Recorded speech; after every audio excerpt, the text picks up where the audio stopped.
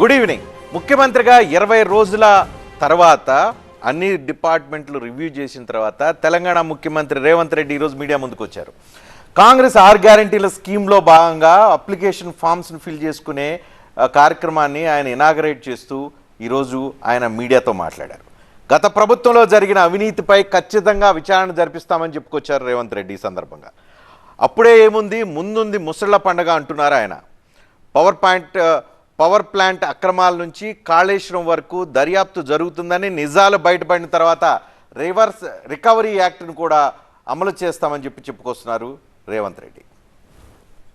ఇప్పుడు ఆల్రెడీ కాళేశ్వరం మీద ఆర్డర్ ఇచ్చినాం, చూసినావు కదా. మేడిగడ్డ అన్నారం బ్యారేజ్ల మీద ఏం చేయదలుచుకున్నాం ఇచ్చినాము. అదేవిధంగా ఛత్తీస్గఢ్ది యాదాద్రి భద్రాద్రి మీద కూడా ఆర్డర్ ఇచ్చినాము. దాంట్లో జ్యుడిషియల్ ఎంక్వైరీలో వెళ్ళే వివరాలు, రికవరీ, రెవెన్యూ రికవరీ యాక్టులు ఇవన్నీ ఉన్నాయి కదా. అప్పుడే అయిపోలేదు, ఇంకా 30 రోజులే కాలే, ముందుంది కదా ముసళ్ళ పండుగ. సో ఎవరికి ముందుంది ముసళ్ల పండగ? రేవంత్ రెడ్డి ఉద్దేశం ఏంటి?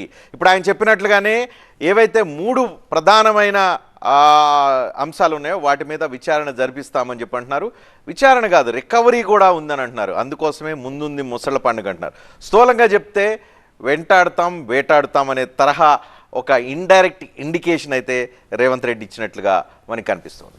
ఇక కేసీఆర్ కుటుంబం ప్రజలను పీల్చి పిప్పి చేసి లక్షల కోట్లు సంపాదించని చెప్పుకొచ్చారు రేవంత్ రెడ్డి. అందులో ₹1,00,000 మాత్రమే ప్రజలకు ఇప్పించామని, ఇంకా వసూలు చేయాల్సింది చాలా ఉందని చెప్పుకొస్తున్నారు ఆయన.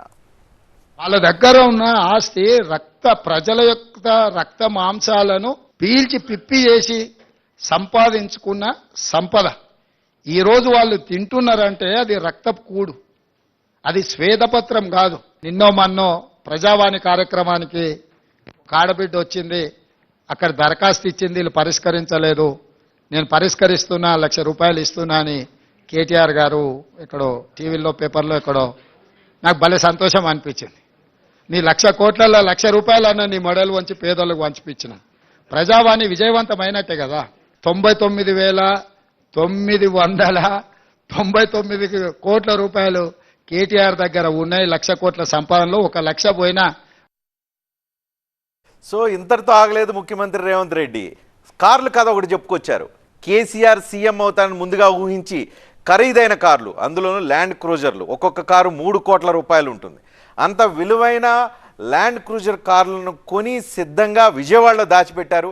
మళ్ళీ ముఖ్యమంత్రి అయితే ఆ కార్లు వాడుకుందాం అనుకున్నారు. ఇంత ప్రజాధనం దుర్వినియోగం చేయటంలో కేసీఆర్ ముందున్నారని చెప్పి ఆరోపణలు గుప్పించారు. తెలవాల్సింది ఏంటంటే 22 ల్యాండ్ క్రూజర్లు కొని కొత్తవి దాచిపెట్టారు. నేను సీఎం అయినాక 10 రోజుల వరకు నాకే తెలియదు. నేను పాత పని లేదో అడ్జస్ట్ చేసి అన్ని రిపేర్లు చేయండి, చూసి ఇచ్చేయండి అని నేను చెప్తుంటే చిన్న ఒక అధికారి వచ్చి షోలో చెప్తున్నాడు, సార్ పోయినసారి 22 ల్యాండ్ క్రూజర్లు కొన్నాడు, అన్ని విజయవాడలో దాచిపెట్టినాను సార్, కొత్త ప్రభుత్వం ప్రమాణ స్వీకారం చేయగానే అన్ని తెద్దాం అనుకున్నాం. ఆయన నెత్తి మీద దరిద్రం ఉండి ఆయన ఇంటికి పోయింది సార్ 22 కొత్త ల్యాండ్ క్రూజర్లునే. అసలు ఇన్ని వందల వేల వాహనాలు ఉన్నప్పుడు ఒక్కొక్క బండికి దాదాపుగా ₹3 కోట్ల అవుతుంది. మరి బుల్లెట్ ప్రూఫ్ చేసిన తర్వాత ఇంకా కొంచెం ఎక్స్ట్రా అవుతుంది.